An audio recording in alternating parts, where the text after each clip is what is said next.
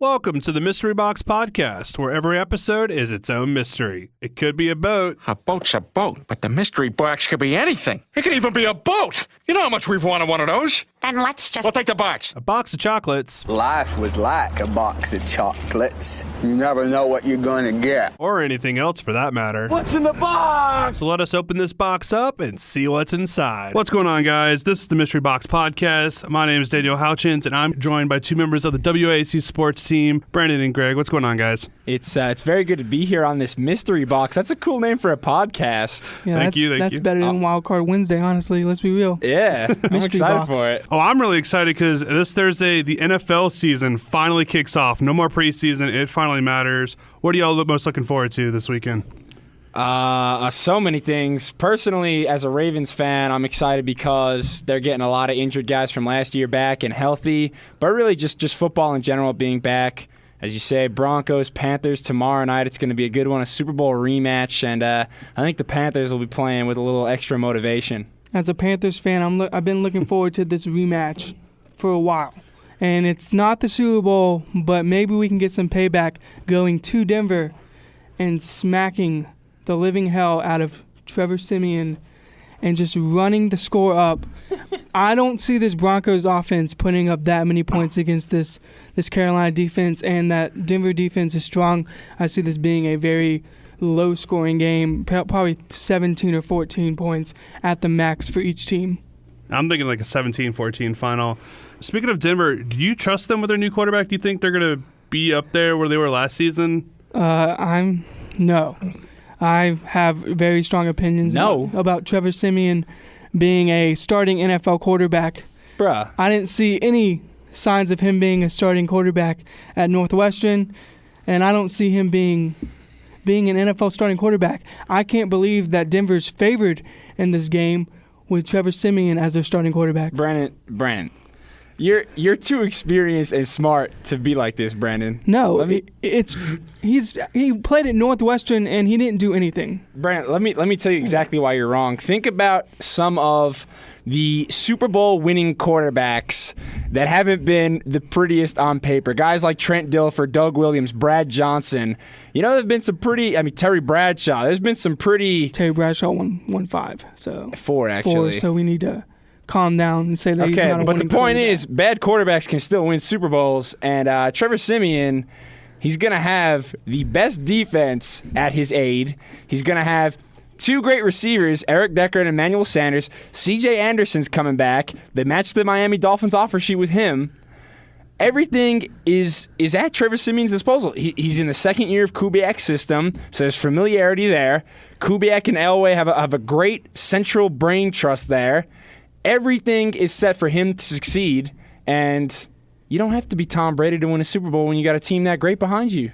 Greg, what did Trevor Siemian show you at Northwestern that told you he was a starting quarterback in this league? Sam Bradford was great in college. Hasn't really done much. Jamarcus Russell was great in college. Trevor Siemian was above average in college.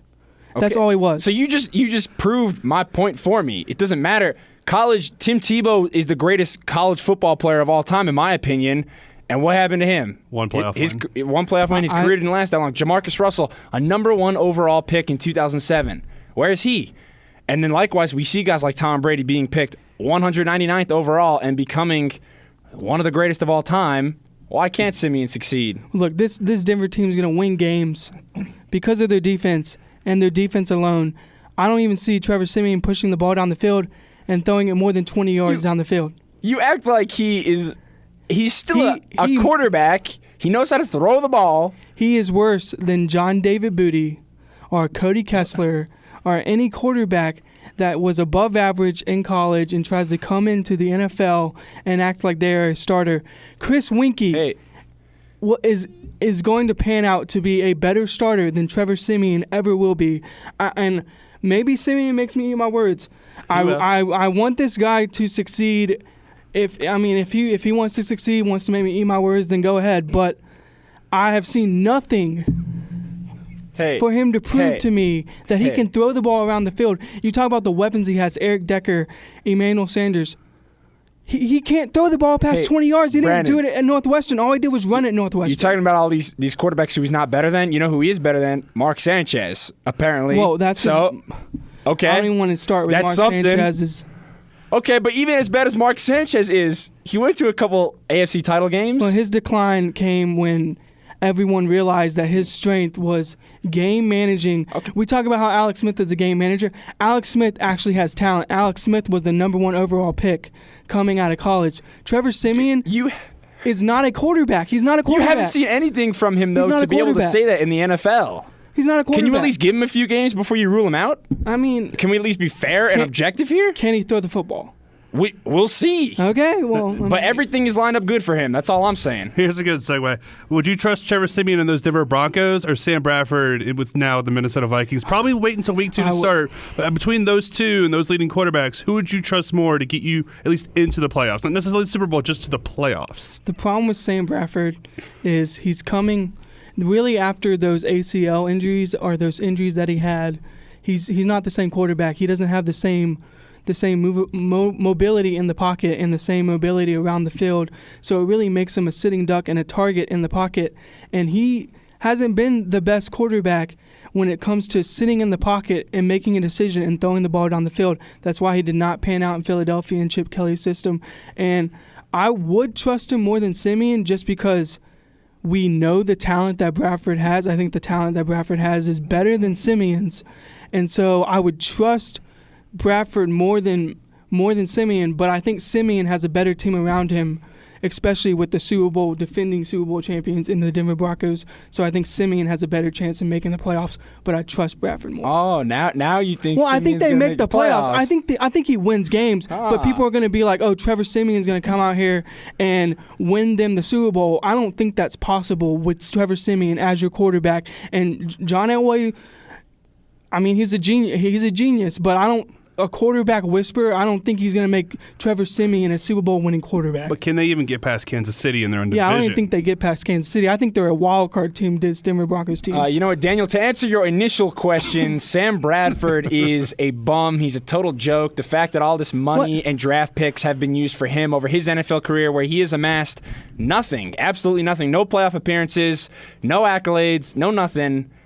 He's a huge joke, and at least Siemian, he isn't anything right now. Siemian might be a big joke, he might be a big star, we don't know yet, but we know Sam Bradford what he is, and that's he's a bust. Look, he's not a bust.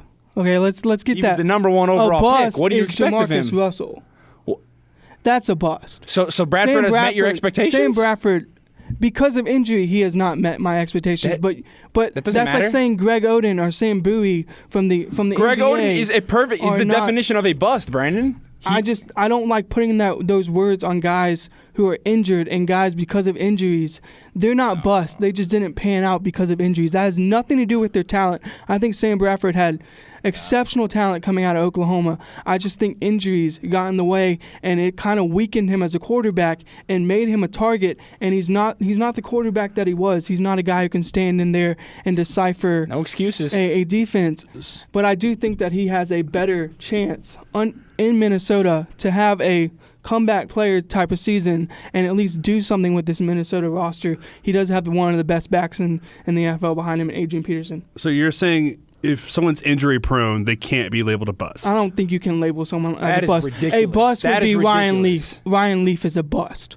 How can you not look me in the eye and say Greg Oden is one of the biggest busts in NBA history? Because injuries play a factor, and I don't like labeling doesn't guys matter. as busts because of injuries. That's a bad term that Injuries people happen use all the time, and Injuries exactly, are the most injuries consistent happen. and normal part of sports. Exactly. The Cavs and might be you back-to-back can't- champions if it wasn't for injuries, but That's my point. You can't label someone as a bust and put a bad term like that on somebody who is injured. I just think Sam Bradford has the talent to at least be an average quarterback in this league, and he has a chance to do something with Minnesota because of their defense, and also he has some threats around him with Adrian Peterson and some wide receivers as well. I won't call him a bust then, but he has not met No, of up course to the not. expectations of a guy drafted #1 overall. Okay, Of course not. Okay. So going from Super Bowl teams of last year to potential playoff teams this year, who would be going into the season your sleepers? The potential could be wild card teams or maybe a surprise division leader. I got winner. a perfect sleeper for you, Daniel. You Okay, ready for what's this? Now you're a Panthers fan, right? Yes. Okay, so you might not like this one too much, but you there's say a team Tampa Bay- lurking in that division, in that NFC South, who's looking real good right now, think and I know that who you're is going with. the Tampa Bay Buccaneers. gosh. Yep. They have put together all the pieces. What I love most about what they did over this offseason, they acquired some veteran defenders, guys like Brent Grimes and Daryl Smith, Robert Ayers, a couple guys on the defensive line, so that they shored up the defense to go along with a really good two middle linebackers in Quan Alexander and Levante David, and then they also have Gerald McCoy. The defense is stacked now. The offense, Jameis Winston only going to get better in his second year, and he had a really good rookie year. Let's look at his weapons, shall we? Doug Martin, Charles Sims, Mike Evans, Vincent Jackson, Austin Seferian-Jenkins. The list goes on and on. These guys are big targets. Jameis is a leader among leaders. He's going to be a bona fide superstar, if not this year, very soon in the future. And the Bucs are coming. And I mean, the Panthers, you still got to put them as division favorites, obviously, but the Buccaneers are coming. I promise. Do you think Cam Newton Jr. and the Buccaneers are like at least? I think they're 1 year away. You think they're coming this year, or I think they're 1 year away. Maybe 1 year. I think they slip in as a wild card this year, and then obviously next year, yeah, they'll probably be really threatening. I also would never refer to Jameis as Cam Newton Jr. He is. He would never exude the type of body language and negativity that young Cam Newton did early on in his career. Jameis is a leader. Cam Newton's not a leader. I was talking more about talent-wise. Oh. Yeah, talent-wise, they're similar. That's why I said But Cam I Newton Jr. don't like that comparison No. just because Jameis has all the intangibles Because- that Cam still doesn't have. He's still a crybaby. Because Jameis has intangibles that Cam doesn't, because Cam is a competitive person and wants to win ball Jameis games. Jameis is just as competitive. Michael Jordan did the same thing Cam did early in his career, the towel over your head on the bench. Yeah, he don't also talk didn't to win. anybody. He also didn't win. early in And his now career. Cam is winning. Right. So Cam is a leader. He's the leader of that team. Right, because he changed his body language. I I think- just wouldn't call him junior because Jameis, from Okay. the start of his NFL career, he's not going to mess with any of that bad body language and that negativity around his team. He's a leader. Well, I mean, I think this Tampa Bay team is up and coming. I don't see them as a wild card team. I don't see them as even the second team in this division. I think Sean Payton and Drew Brees still have another season where they can at least put up offensive numbers. That New Orleans Saints defense is so bad, but I think Drew Brees and Sean Payton will end up scoring loads of points and winning games 35-31, 45-38. That's just what Sean Payton and Drew Brees, they are Super Bowl winning coach and Super Bowl winning quarterback. Jameis Winston, you can't fire Lovie Smith. He's a national champion. I have to see what Dirk Cutter does, because if you fire Lovie Smith, bring in Dirk Cutter, the offensive coordinator, as the head coach. Correct. That relationship between Winston and Cutter, people say that's why they made him the head coach. They didn't want to lose him Correct. as an offensive coordinator to someone else. But I have to see Dirk Cutter coach a game. I have to see him coaching as a head coach, because it's completely different than calling plays on the offensive side of the ball.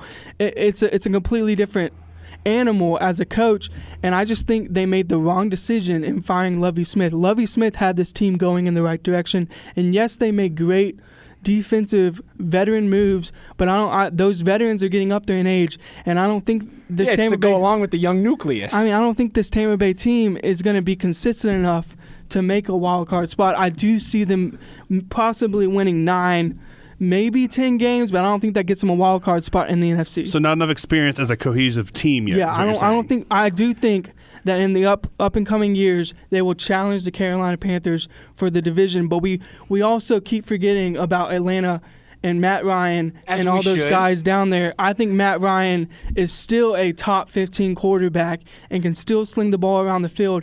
That defense for Atlanta is the one that has to be shored up as a question mark. My sleeper for a team would be Jacksonville.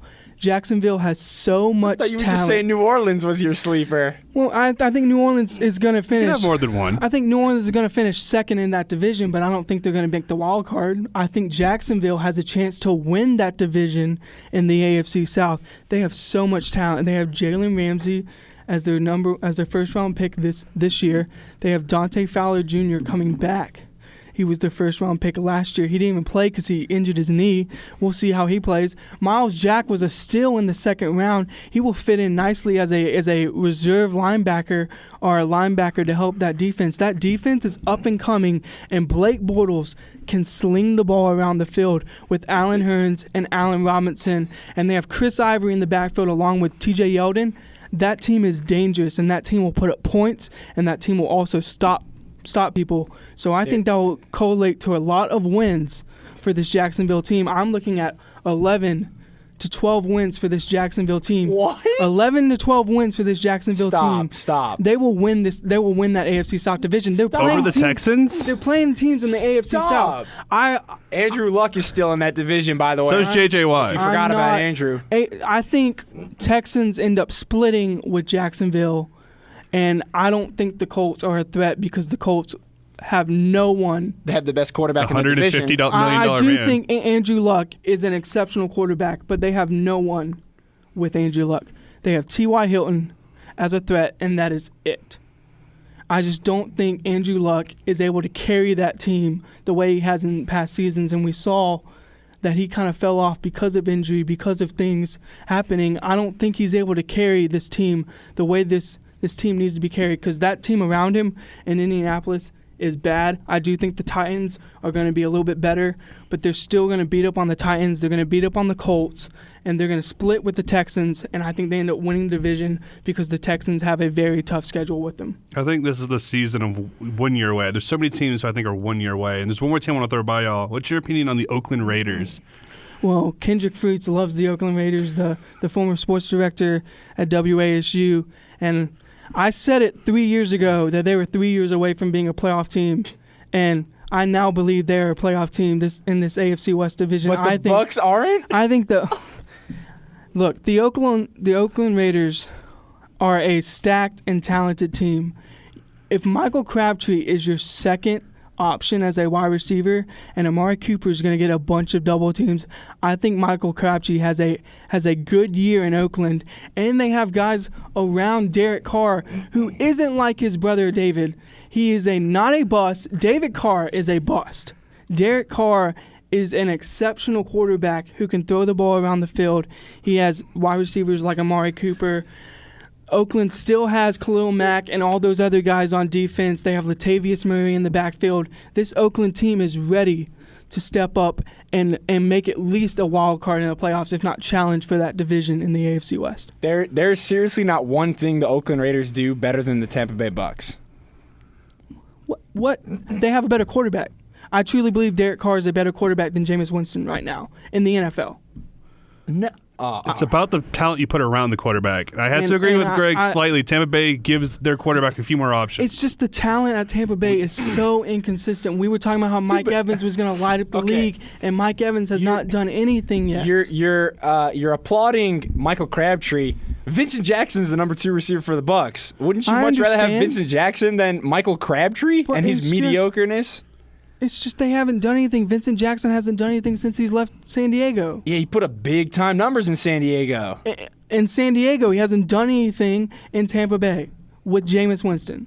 He hasn't. Okay. And neither has Mike Evans. You know, named all those receivers Jameis around has played Jameis. 1 year. You named all those receivers around Jameis, but he did not use them last year. That offensive line He absolutely was did. bad. He threw for over 4,000 yards. Well, that offensive line was bad, and that's why they lost games. He threw for over 4,000 yards. You can't say he didn't use his weapons. Well, it's timely passing. It's not how many yards you put up. Drew Brees can put up 5,000 yards in a season, and the Saints will still lose for like 8 games. That's not the only factor. That offensive line needed to get better, and I don't think they made it better around Jameis, and I don't think they're going to be able to protect Jameis the way they need to, because Jameis is an exceptional talent. I do think Derek Carr is a little better than him at standing in the pocket and being able to decipher and throw the ball and decipher defenses and coverages. I do think Derek Carr is a little bit better at that. But Jameis is going to be a superstar in this league, but it's not this year with that offensive line in front of him. Okay, I'm just going to end it on if Jacksonville wins 12 games and if Oakland makes the playoffs, I'll take back what I said. But those are two That'd be a hell of a matchup. extremely bold predictions that I think lack a bit of a base. And I think Jacksonville's been so bad for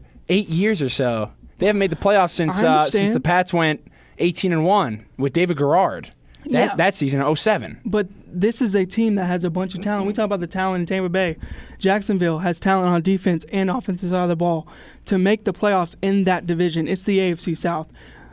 Not a lot of teams won in the AFC South. We can say the Houston Texans won, but come on, they won with a average record. True. Now, going from the potential sleepers of the league to the top dogs, who are your top teams in each league? Like I've got Carolina, Arizona, Seattle, Green Bay for the NFC, New England, Pitt, Cincinnati, and Kansas City for the AFC. Any changes? You're putting Pittsburgh with the top dogs? I think Pittsburgh's got a chance to make the Super Bowl. Yeah, Pittsburgh. And with if they had Martavius Bryant, I think they would be. And off the weed. And the motorcycles. I would not put Pittsburgh. Honestly, I think right now the AFC is New England's to win, and there's no other team on the same tier as New England. Yeah, I would agree with that. Like Denver, Pittsburgh, Kansas City, they're all kind of on that next block. But right now, it would shock me if New England doesn't make the Super Bowl. You mentioned the NFC, though. That's going to be a dogfight because at least 4 teams. Between those 4 teams, Green Bay, Carolina, Arizona, Seattle, any 4 of those teams can easily win the Super Bowl this year. And, really, it's a toss-up. Right now, between those 4 teams, I would favor Seattle to make the Super Bowl the most, just because they've been really, really good and consistent the last few years. They've won a playoff game in each of the last 40 years, I believe. So they're definitely going to be up there. Green Bay also, don't sleep on them because Jordy Nelson injured last year, but they still have probably the best quarterback in the league. And I would say Seattle or Green Bay in the NFC. But Arizona's built. They're going all in like next year or two. Like they're going to be really dangerous. Yeah, Arizona's defense is up there as one of the best. They have Tyrann Mathieu, who's coming off of injury, so that's going to hinder them a little bit. But Patrick Peterson's on the other side of the ball at cornerback. But I just think that this Carolina team is probably going to end the season with 12, 13 wins, and they could be better than they were last year, and that's scary to think of. You're coming back with their best wide receiver, and Kelvin Benjamin is coming back. He hasn't looked that great in preseason so far, but Cam finally has his number one weapon. You still have Greg Olsen there. You still have guys in the backfield like Jonathan Stewart. I think Fozzie Whitaker and Mike Tolbert are very underrated as second backup running backs. Cameron Artis-Payne's coming up there too. Cameron Artis-Payne is also a good running back out of Auburn, and I think that Carolina also has one of the best offensive lines in the NFL, probably top 5, top 7 offensive line. They have the best center in football in Ryan Khalil. So if those guys can stay healthy up front, keep Cam protected, Cam will have the same season that he had last year, if not better, because his weapons are around him. Ted Ginn Jr. is still a viable threat. We make fun of how many times he drops the ball and how many touchdowns he gives away, but he scored 10 last year. He could have scored 18. So if Ted Ginn Jr. ends up being a consistent pass catcher, he could have 15 to 13 touchdowns this year alone because Kelvin Benjamin's going to get double-teamed, Greg Olsen's going to get double-teamed, and then you have that big target, that big threat down the field in Ted Ginn Jr., and Devin Funchess is also going to step up as a wide receiver. And you don't even have to talk about the defense because it all starts with Luke Kuechly, and that front 7 is the best in football. And if someone wants to argue with me, they can. But no, I'll argue with you about Jacksonville winning 12 games, but you're right. Carolina does have the best front 7. They have 4 linebackers who could start on almost any team in the NFL, and they can rotate those guys through.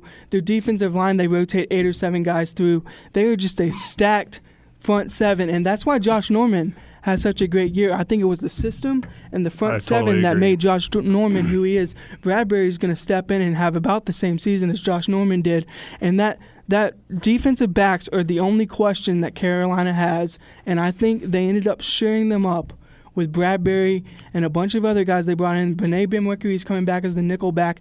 I think Carolina has a chance to be a shutdown force on defense and continue to put up 35 to 40 points a week on the offensive side of the ball, with Cam Newton being the leader and running the show for that Carolina Panthers team. You have to be worried about those corners, though. They were going to start their rookies. They brought in a veteran or two, but they're still going to be starting one or two All right. rookies. You have to be worried about this because the deep threat quarterbacks, I Yeah. think they might potentially could tear Carolina up if those corners don't get good quick. Yeah, Trevor Simeon's going to light them up tomorrow night.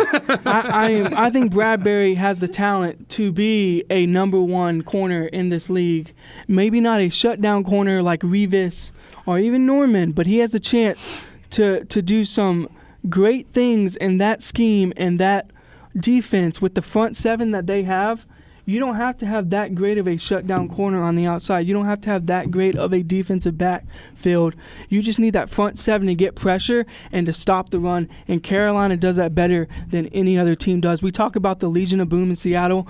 They're still going to be up there with Russell Wilson and Pete Carroll as their coach, and Arizona has a top-flight defense, but Carolina's defense and their front seven especially are the best in the NFL, and I think they're going to prove that Thursday night when they hit Trevor Simeon early and they hit him often. Simeon's going to win that game. You know that, right?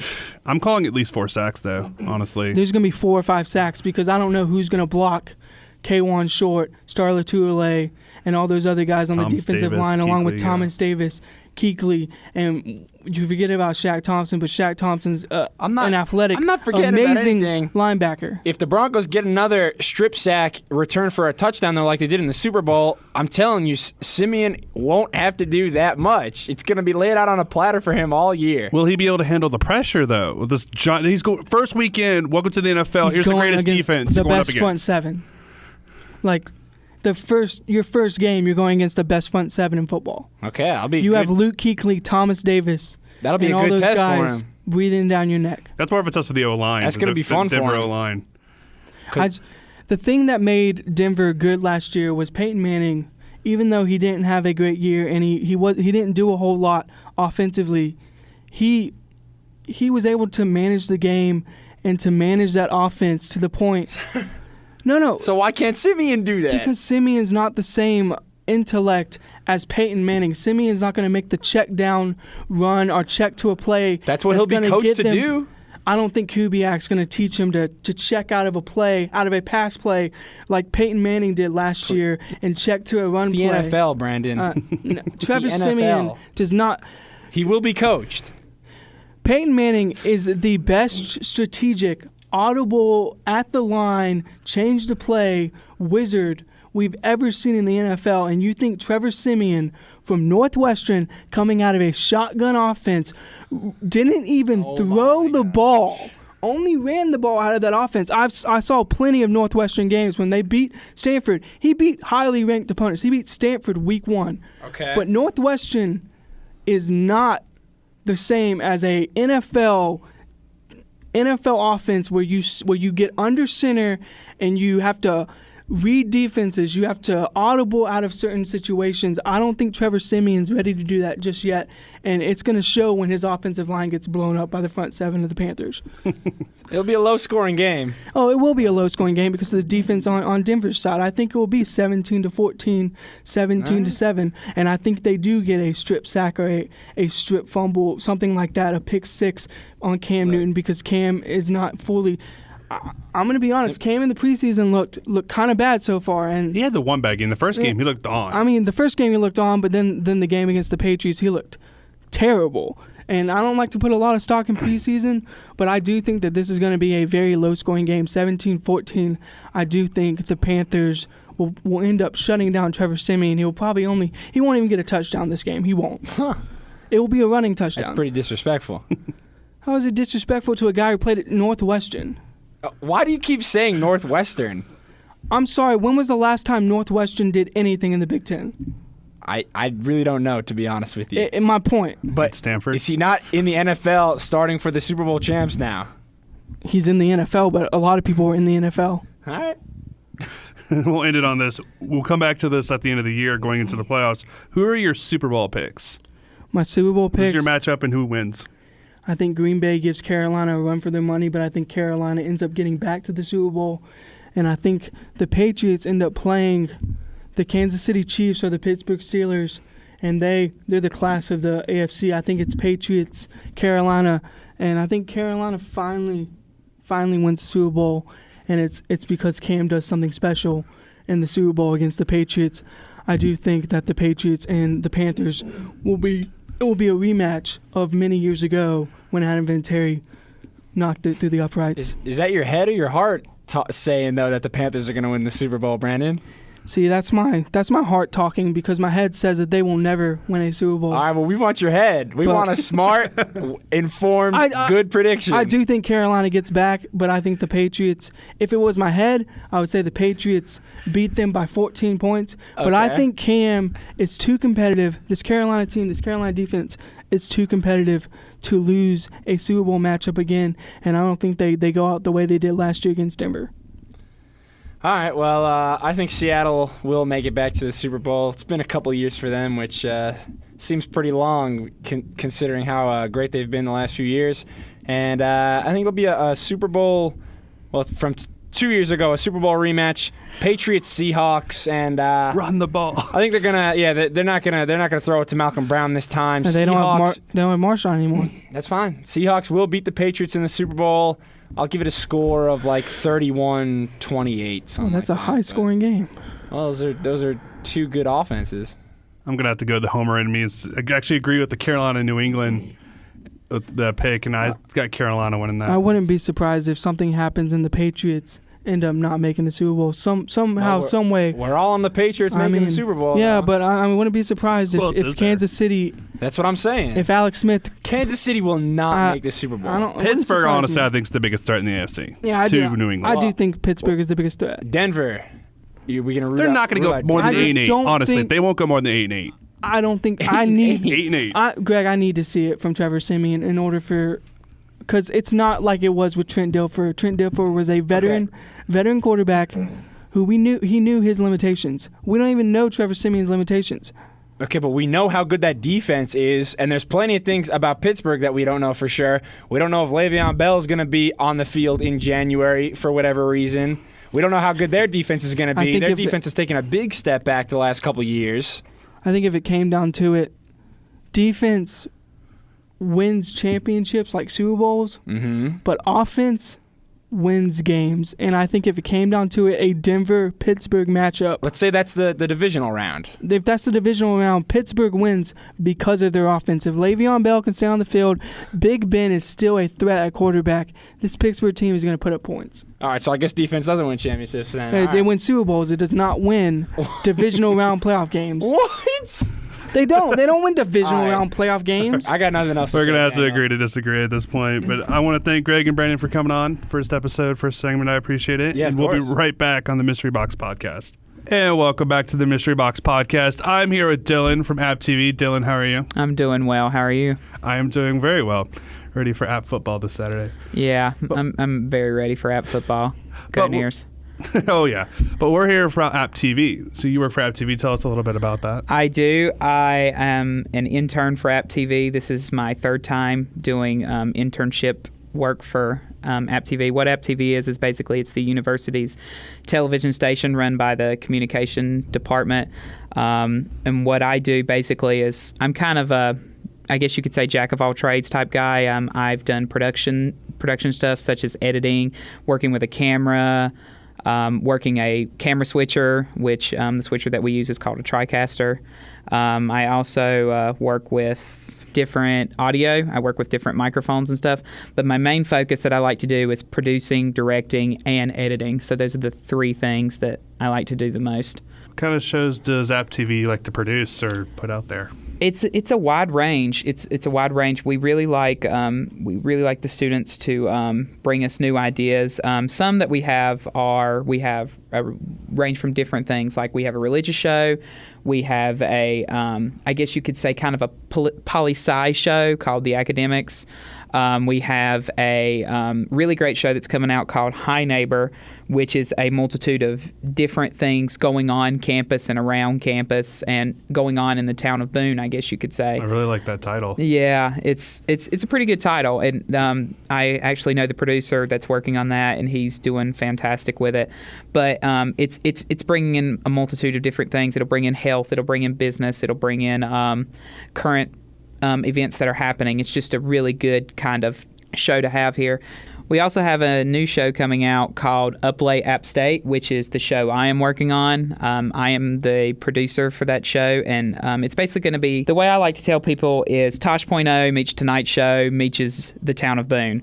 So it's really just incorporating student activities, different things that are happening, just some casual stuff with a lot of laughs, a lot of comedic things that are going on, and we're getting ready to air that as soon as possible. We don't have a projected launch day yet, but it is very, very soon. It's like a clip show almost, like.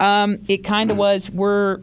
We're expanding it a little bit more. We don't really want a just a show about videos, even though that works. Like with Tosh.0, for example, that works. But my vision is to have it a multitude of different things. So we'll have a show, we'll possibly have a guest, we'll have an entertainment segment, just stuff that keeps it funny, keeps people interested, and people seeing kind of like what's the nightlife like here in Boone. I'm hoping to do some questions of the week with different things happening in King Street, like to cover different events that maybe the Appalachian students are doing late at night, just to keep this whole up late theme with a lot of laughs, a lot of fun, and occasionally just something to talk about and keep the audience interested in. Now, is there a class students can take to maybe get involved or invested in the TV station? There is COM 3540, which is live broadcast practicum. Basically what it is the students get more hands-on work with working with production.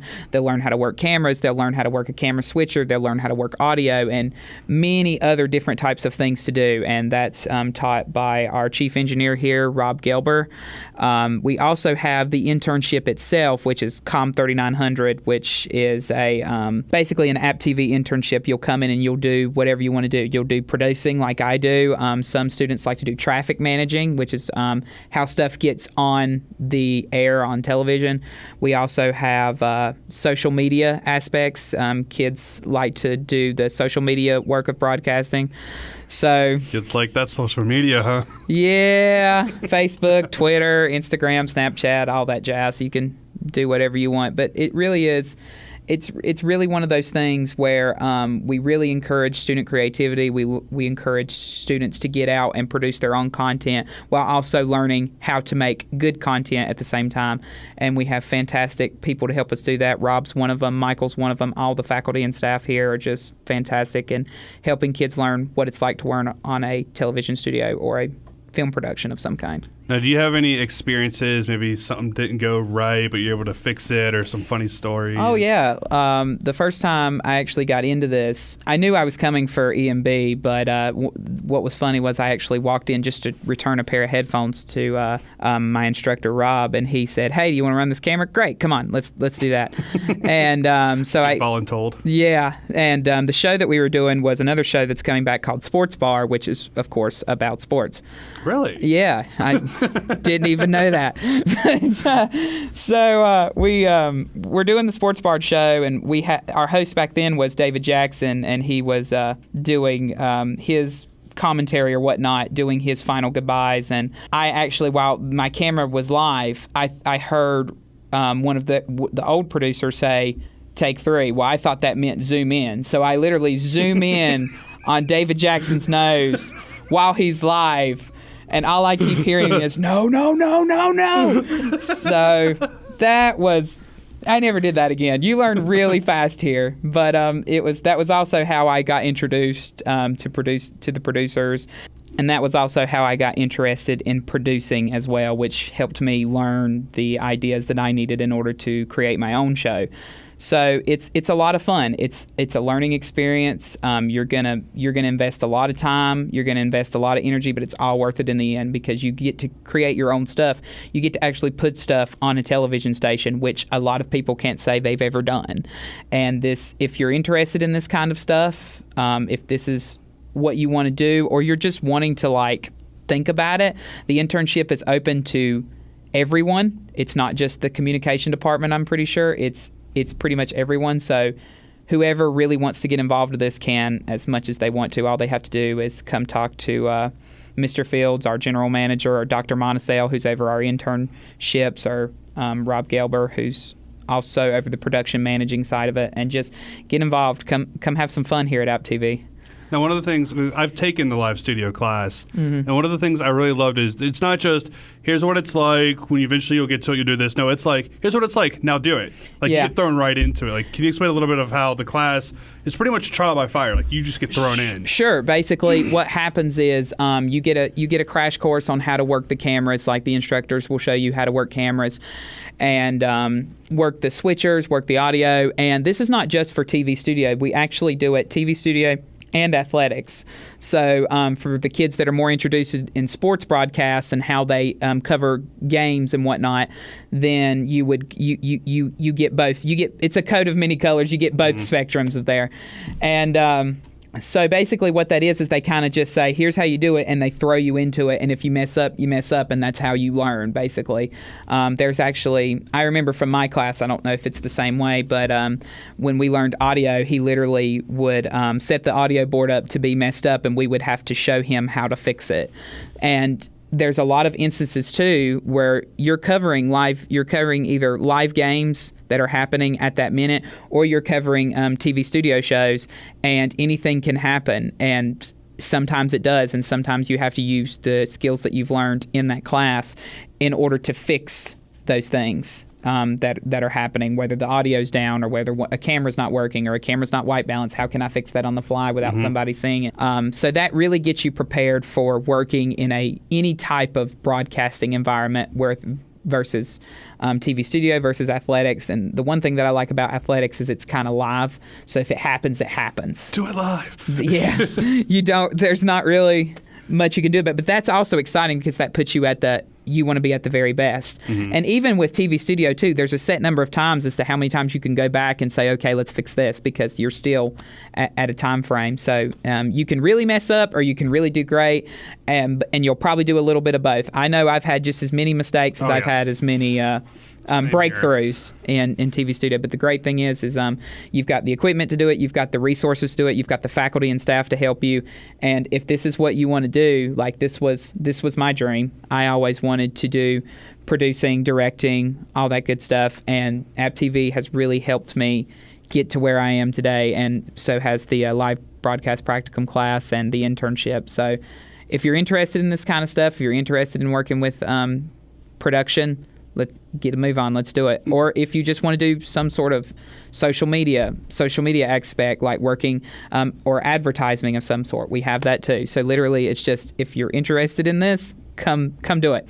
One of the best things I've noticed about this department is they don't get like outdated equipment or like practice stuff. Like this is the radio department, radio station department, and the television station. They get the equipment that this is what they use in the real world. Right. Like this isn't just outdated. Like this is close to what they use, but they've got this slight updated stuff. No, this is what the TV stations, radio stations use now. So you actually get to learn with the current equipment. They don't get like fake equipment, outdated equipment. Well, that's something I can talk about a lot too. I am one of the university's equipment managers for Beasley Media Center, and I can tell you we have all types of camera equipment. We've got really nice cameras, really nice audio equipment, really nice microphones, really nice, pretty much just anything that anyone wants to use. And none of it is ever old. All of it is up to date, up to speed. We'll show you how to work it. We'll show you how it gets done. And we can really make some great content, because I'm one of those people too that says it's not really the equipment, it's really the person working it. And that's why I like the internship, and I like live broadcast practicum, is that it shows you how to work this equipment, but it also shows you how to work in a way so that the production looks great and you're not having to do as many tricks to a camera or as many trips to an editing suite just because something doesn't look right. You can get that shot the way that you want it. But yeah, our equipment is just fantastic. It's just great stuff to use. And if you get involved in this, you get your hands on it, you get to work with it as much as you want with your shows, with App TV shows. All of this keeps coming together. Oh, yeah. And where can people, if they're interested in joining the department or App TV, where can they go? If you would like to get involved in any aspect of that, I would say go to our website, go to the internship website and fill out a form. It'll say your name, your banner ID, why you want to join, that kind of thing. You can also sign up for live broadcast practicum during fall and spring semesters because it's an actual class, so you can sign up for that. And talk to Dr. Montesale, who's over internships in the communication department in Walker Hall, and talk to some of the students too. If you're not really sure, if you're kind of on the fence about it, come to the communication department. Come up on the third floor and find a student that just say, "Hey, do you work for App TV?" Because 9 times out of 10, they probably have in some shape or fashion. Look for the really loud guy in the back room. Yeah, look for the really loud guy in the equipment room that's like, "Hey, come check out, come intern with us, and I'll let you play with this camera." Look for that southern drawl. Yeah. Yeah, can't get rid of that yet. We're still working on that, but everybody likes it. I can't recommend or support this program enough. You get so far so fast. You come out of this class and you're ready for the real world. Yeah, and you're ready for the fire. It's just they put you in that position. You can do as much as you want. It's really how much you put into it. And if you put a lot into it, you're going to get great things out of it, and you're going to go great places with it because we have the resources, we have the equipment, we have great faculty and staff that can help you chase that communication dream of whatever you want to do, whether it's production, whether it's social media, whether it's directing, producing, what have you. There's something out there for everybody if you're into this line of work. Well, great. Well, thank you for joining us, Dylan. Thank you. And we'll be right back on the Mystery Box Podcast. Welcome back to the Mystery Box Podcast, and I just wanted to say thank you. This is the very first episode of the Mystery Box Podcast, and I believe it went well. Just a little editor's note. This episode was about twice as long as a normal episode. This ran about 45-ish minutes. Normally, these episodes would be about 15 to 20. We want to keep them short and condensed. So I will catch you next week, and thank you for listening to the Mystery Box Podcast. Have a great day, guys.